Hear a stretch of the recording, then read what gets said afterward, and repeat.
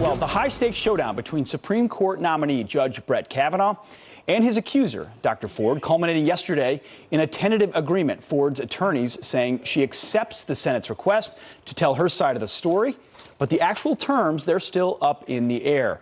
Here to weigh in on how this will and should play out is our a panel of legal experts, attorney Brad Micklin, legal affairs reporter at the Washington Times, Alec Swire, and trial attorney Eric Weitz. Thank you all for joining us this morning. Really appreciate it. Brad, let me start with you. I presume a Republican or rightward leaning in this process, do you feel like it's been done properly? It's hard to say because it's still playing out, but I think there's been a lot of delays and people are becoming suspect of what's causing the delays.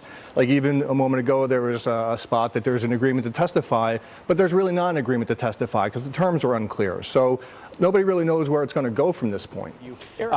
Quickly, each of you, how does this play out over the next week? Does Brett Kavanaugh get confirmed? We'll start with you, Brad. I believe the judge will be confirmed. This is an act that alleges to have occurred when he was a juvenile, and fundamental to our system of juvenile justice is rehabilitation. And for him to have rose to this level to be nominated to the Supreme Court suggests that he's been rehabilitated, if in fact it is true. So Eric. I don't think there's any problem with this confirmation. Brad, Eric, and Alex, thank you for your expertise. Good stuff. Appreciate it. Thanks,